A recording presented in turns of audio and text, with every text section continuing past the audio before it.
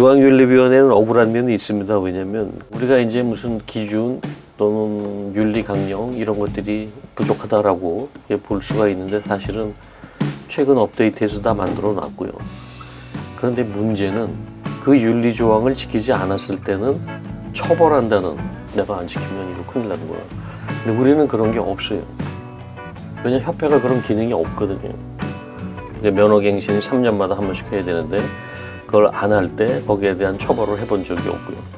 징계를 할 수 없다는 게 협회의 가장 큰 단점입니다. 사실은 지금 복지부가 맡아서 하고 있는 면허 정지라든가 취소 이런 것도 보면 그것도 부실하기 짤이 없고요. 전문가가 없기 때문에 그냥 전문성이 없는 기관에서 엉뚱한 판단 내리기 쉽다는 거죠. 그래서 빨리 이제 들어와야죠.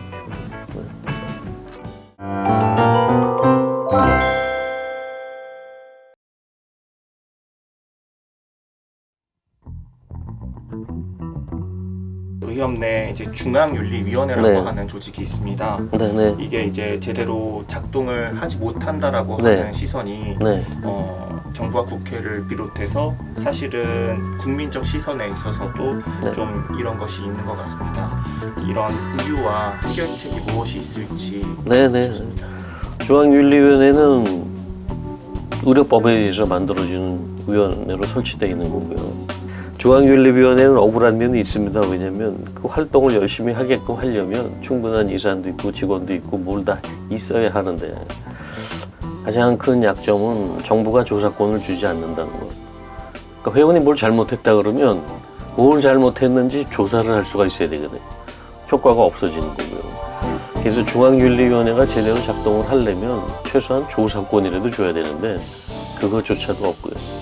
또 동일한 사건이 우리는 지금 추세가 민사 형사를 다 걸기 때문에 재판이 진행 중인 사건을 또 여기서 동시에 진행하기도 힘들고요. 그쪽은 수사권을 가지고 진행을 하고 또 여기서 지금 재판 중인 사건인데 선뜻 무슨 판결을 내리게 되면 이게 재판에 영향을 미칠 수도 있고 그래서 지금 이러한 중앙윤리위원회 구조 가지고는 사회에서 요구하는 그리고 억울하게 의사단체가 우리는 처벌하고 싶습니다.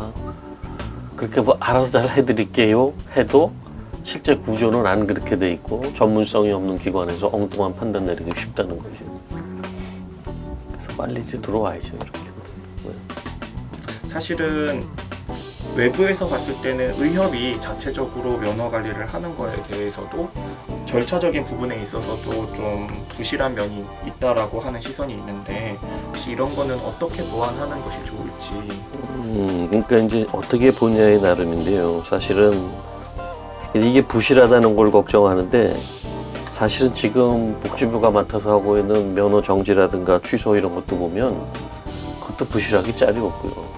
전문가가 없기 때문에 그냥 이 전문가 기구에서 보면 사람 한 사람한테 내리는 왜 뭐가 문제였고 그런 이유로 해서 어떻게 처벌하고 그런 걸 다 공시하거든요. 상당히 전문성들이 있고 그 다음에 우리가 이제 무슨 기준 또는 윤리 강령 이런 것들이 부족하다라고 볼 수가 있는데 사실은 최근 업데이트해서 다 만들어 놨고요. 또 그거를 만약에 면허기구가 있을 땐 어떻게 변형해서 쓸 것인가까지 연구도 지금 다 진행 중에 있고요. 그런데 문제는 왜 그런 시각이 생겼냐면 그 윤리조항을 지키지 않았을 때는 처벌한다는, 외국은 그렇게 나와 있거든요. 이 스탠다드는 지키고가 안 지키고가 아니라 이것에 도달하지 못했을 때는 당신은 징계의 대상이 됩니다라고 딱 못이 박혀 있어요. 그러니까 그 윤리 강령은 예방 조치가 아주 탄탄한 거예요. 내가 안 지키면 이거 큰일 나는 거야. 근데 우리는 그런 게 없어요. 왜냐면 협회가 그런 기능이 없거든요. 지방으로 내려갈수록 아까 말씀드린 회원보 친목단체냐 아니면 공공단체냐인데 그 마진이 자꾸만 더 흐려지고 친목 쪽으로 더 가까워지거든요. 그게 어려운 점이 있고 그렇기 때문에 기존에 갖고 있는 잘 만들어진 윤리 지침도 있고 강령도 있는데 이거를 안 지키면 이것이 행정 대상이 된다는 거를 그렇게 할 수 있는 조항으로 바꿔가고 그렇게 모양새를 갖춰가는 것부터 그리고 실제 표본을 보이기 시작해야 되는데 징계를 할 수 없다는 게 협회의 가장 큰 단점입니다.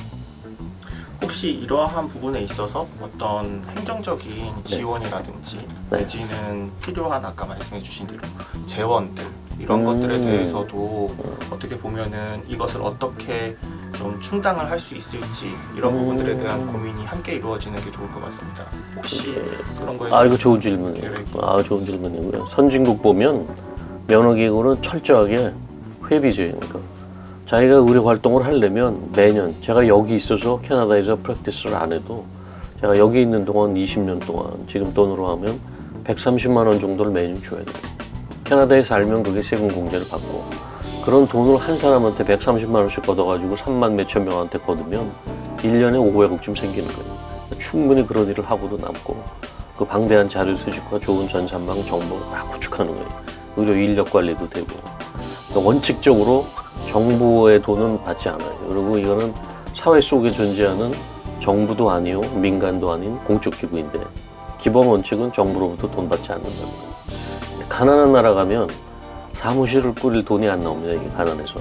그러니까 인도네시아라든가 말레이시아 이런 데 가보면 정부가 사무실을 건물을 주고 행정 공무원을 파견해줘요. 인도네시아 같은 경우 100명의 공무원이 들어와 있고 면허기구 자체에서 20명 정도 고용하는데 위는 완전히 독립이에요. 정부는 간섭 안 해요. 자기들끼리 전문직에서 초빙해가지고 이게 우리나라 같이 만약에 국가기구로 만들면 당정청의 입맛에 맞는 사람이 정치적인 이명으로 여기 올라탈 가능성이 많고요.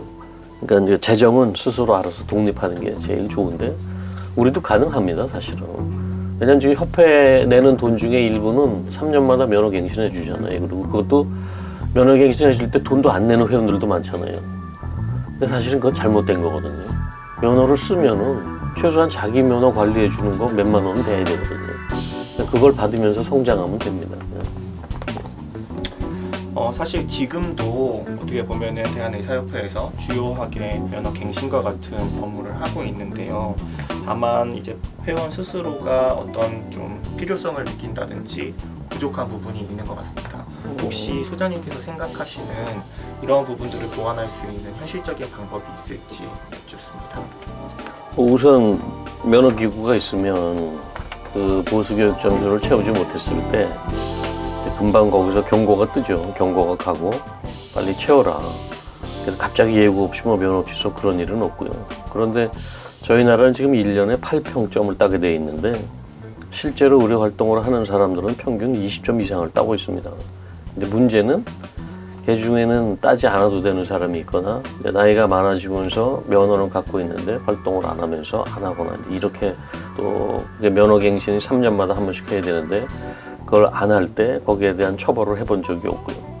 그 다음에 저희는 지금 그 중에서 2평점이 윤리 같은 인문학을 하게 돼 있고 그거 상당히 잘 만들어진 거거든요. 그래서 윤리 교육도 하고 다 하는데 그건 윤리 교육을 보수 교육으로 하는 셈이지만 면허 제도를 갖춘 나라에 있으면 윤리 교육이 별도로 필요 없이 계속 거기서 날라오는 이런 사고가 있었고 이렇게 해서 이 의사는 이렇게 처벌을 받았습니다. 하지 마십시오. 또 최근 보니 우리 문화 중에 뭐가 부족합니다, 의사들이.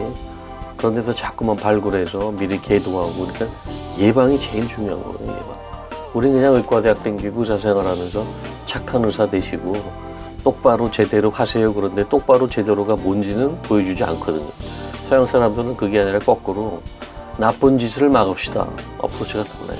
좋은 의사를 만드는데 나쁜 프랙티스를 방지하는 것과 좋게 하라고 이렇게 자꾸 도둔 거는 실제 들어가는 실행 방법에 있어서는 매우 달라지는데 이게 한쪽밖에 없는 거예요. 인술을 베풀어라라는 얘기. 인술이 뭡니까 물으면 대답할 수 있는 사람 아무도 없거든요. 공짜가 인술인가? 무한정 설명이? 말이 없어. 인술이 뭔지 그러면 아무도 규명을 못해요. 그러니까 시대착오적인 거죠 이미. 그게 바로 우리가 얘기하는 의료 표준이거든요.